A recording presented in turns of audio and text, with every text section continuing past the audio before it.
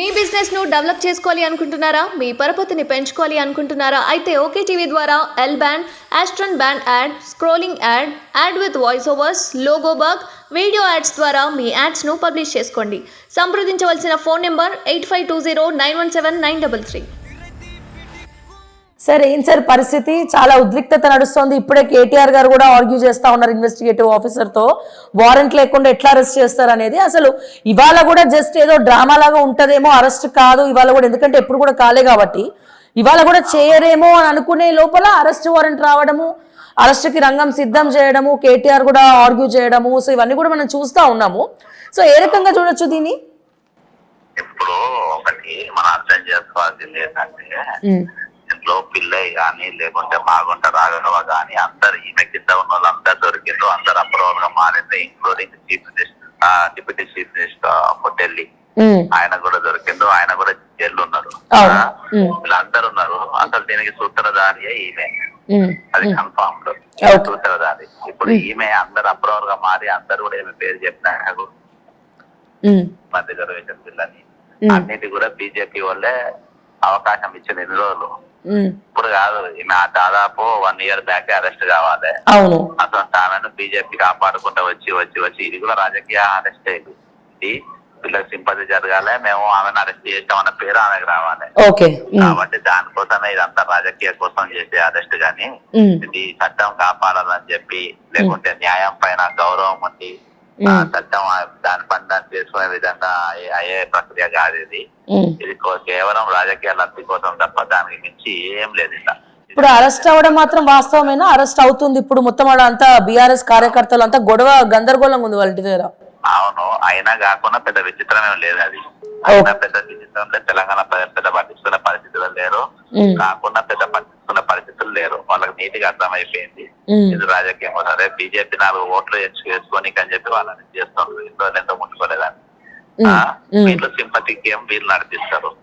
కాబట్టి వాళ్ళిద్దరు ఒకరినొకరు లాభం ఉండే విధంగా ఇది ప్రక్రియ నడుస్తుంది. ఇప్పుడు ఇంటెలిజెన్స్ టీము ఇప్పుడు మన ఐటీ ఈడీ రైట్స్ కి వస్తుందని చెప్పి రాష్ట్ర ప్రభుత్వానికి కూడా ముందే ఇన్ఫర్మేషన్ ఉంటది కదా కాంగ్రెస్ కి? ఉండదా? అన్ని ఇవ్వాల్సిన అవసరం ఎందుకంటే ఆల్రెడీ వాళ్ళ ఈడీ సెటప్ ఉంటది, ఇక్కడ సిబిఐ సెటప్ ఉంటది. వాళ్ళకు వీళ్ళకి కూడా ఇయ్యరు, 99% వచ్చినాకనే ఇస్తారు. వాళ్ళకి వీళ్ళకి ఎంత ఇచ్చేది కవితకే ఉంటది, వాళ్ళు వస్తుంటది వాళ్ళే చెప్తారు ఇలా మేము వస్తున్నాము రెడీ అయి ఉందంటే సరే అన్నట్టు వాళ్ళు ఉంటారు. అందులో వాళ్ళు మిక్కీ మౌస్ గేమ్ ఇది కానీ అందుకే తెలంగాణ పబ్లిక్ పెద్దగా పట్టించుకుంటారు దీన్ని ఇష్యూను. చీఫ్ మినిస్టర్ ఆఫ్ ఢిల్లీ ఏమో అరెస్ట్ అవుతాడు ఎప్పుడో, ఈమె సూత్రధారి మొత్తం సాక్ష్యాలు ఉన్నామే 10 సెల్ ఫోన్లు వల్ల వచ్చినామేమో అరెస్ట్ కాదు. ఎట్లా నమ్ముతారు? కాబట్టి ఇది అంతా ఎలక్షన్ స్టంట్, ఇది ఎలక్షన్ డ్రామా. సో ఇప్పుడు కూడా అరెస్ట్ కాదంటారు మీరు? లేదు, కావచ్చు, కాకపోవచ్చు, ఏమన్నా కావచ్చు. అందులో ఇట్ ఇస్ టూ లేట్.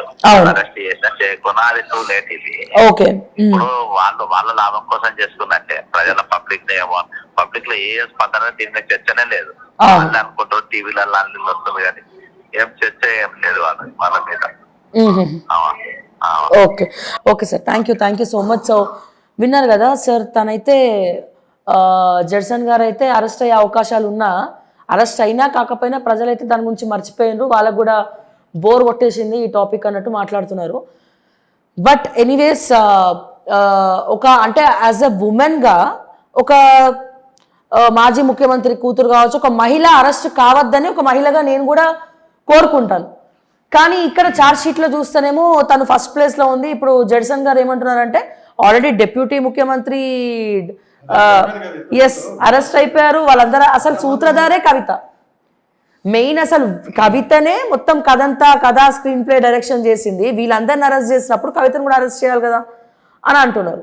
ఇప్పుడు ఇంకొంతమంది ఇప్పుడు మేము అరెస్ట్ అవ్వాలని మేము కూడా కోరుకుంటామంటే, ఒక మహిళ నువ్వు ఎట్లా అరెస్ట్ అవ్వాలని కోరుకుంటామని ఇంకొంతమంది అంటారు. ఎస్, మేమైతే డెఫినెట్ గా లేకపోతే పురుషుడు అనేది కాదంటే మీరు చేసింది అక్రమమ సక్రమం అనేది. ఇప్పుడు రీసెంట్ గా టానిక్ అనే సంస్థ లిక్కర్ వ్యాపారం వాళ్ళు బయట నుంచి వీళ్ళు ఇప్పుడు గవర్నమెంట్ లిక్కర్ షాప్ లో ఎక్కడి నుంచి తీసుకోవాలనేది ఒక సోర్స్ ఉంటుంది. ఇప్పుడు ఈ టానిక్ అనే దానికి వాళ్ళు ఎక్కడి నుంచి తెచ్చినా ఎక్కడి నుంచి తెచ్చుకోవచ్చు అనేది ఉన్నది. అవును. వాళ్ళు తీసుకున్నది ఒక షాప్ లైసెన్స్ తీసుకుని 11 పెట్టారు. ఉమ్. దాంట్లో కలవకుండా సంతోషరావు వీళ్ళందరూ ఉండని వాళ్ళు చెప్తా ఉన్నారు కదా. అవును. అంతేకాకుండా వాళ్ళే కాదు, దాంట్లో ఇప్పుడు సీఎం పేషీలో పనిచేసిన భూపాల్ రెడ్డి కొడుకు కూడా ఉండని, అభినవ్ రెడ్డి ఉండడం కూడా పేపర్లలో వస్తుంది కదా. వీళ్ళందరూ కూడా అంటే వీళ్ళకి అక్రమ వ్యాపారాలలో ఆమె హస్తం ఉంది. ఆమె మహిళ కాబట్టి ఊరుకోవాలనేది కాదు కదా. మీరు చట్ట ప్రకారం బిజినెస్ చేశారా, చట్టకు వ్యతిరేకంగా చేశారా? చట్ట ప్రకారం చేసినట్లయితే నిజంగానే అట్లా మహిళని అరెస్ట్ చేస్తే మనం అందరం వ్యతిరేకించాల్సింది. కానీ ఆమె చట్ట వ్యతిరేక పద్ధతుల్లోనే అక్రమంగా సంపాదించింది అనేది అంతే. నేను ఒకటే చెప్తున్నానంటే, ఆమె 12,000 కిరాయిల అపార్ట్మెంట్ లో ఉన్నామే 10 సంవత్సరాలలో 300 కోట్లు పెట్టి మరి గల్ఫ్ బుర్జులో కూడా ఒక అపార్ట్మెంట్ తీసుకున్నట్టుగా మనకు వార్తలు వస్తున్నాయి.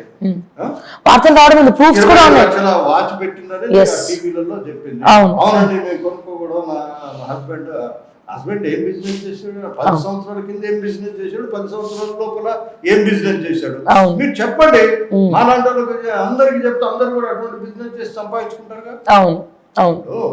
మీ ఫాదర్ ఏం చేశాడు, 1 ఎకరం లోపల క్యాప్సికమ్ వేసి ₹1 కోటి సంపాదిస్తున్నా అన్నాడు.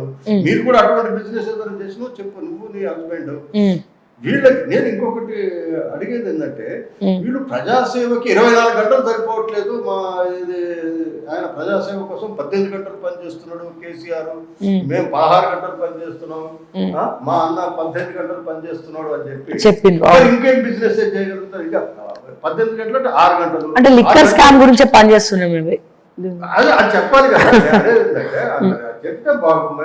ప్రజాసేవకి అంకితం అయిపోయాం అని 18 గంటలు పనిచేసే వాళ్ళకి బిజినెస్ చేసే టైం ఎక్కడ వస్తుంది అని అనేది. మీరు ఇంకొకటి కూడా చూడండి, అక్రమ సంపాదనని సాధించడానికి ఈ హరీష్ రావు వైఫ్ అంతకుముందు ఆమెకి ఏమీ తెలియదు. House wife. తర్వాత బోటిక్లు పెట్టి సంపాదించింది అంటాడు, లేకపోతే పాల వ్యాపారం పెట్టి సంపాదించింది అంటాడు. ఇవన్నీ కూడా అంటే వీళ్ళు రాజకీయ నాయకులైనా వాళ్ళకి వ్యాపారాలు వస్తున్నాయి. రాజకీయ నాయకులు కాకుండా వాళ్ళకి వ్యాపారాలు లేవు. అప్పుడు వ్యాపారాలు ఉండి రాజకీయాలకు వస్తే అనుకోవచ్చు. రాజకీయాల్లోకి వచ్చి మంత్రులు ఎమ్మెల్యేలు అయినాక వీళ్ళు వ్యాపారాలు మొదలు పెట్టారు. ఎట్లా సాధ్యమవుతుందంటే వీళ్ళు వ్యాపారాలు నువ్వు చెప్పు. సరే, నేను బోటిక్లో ఎంత సంపాదించాను, ఆమె ప్రొఫైల్లో చెప్తారు. బోటిక్ పెట్టి ఎంతో 100 మందికి ఉపాధి కల్పించినట్టు.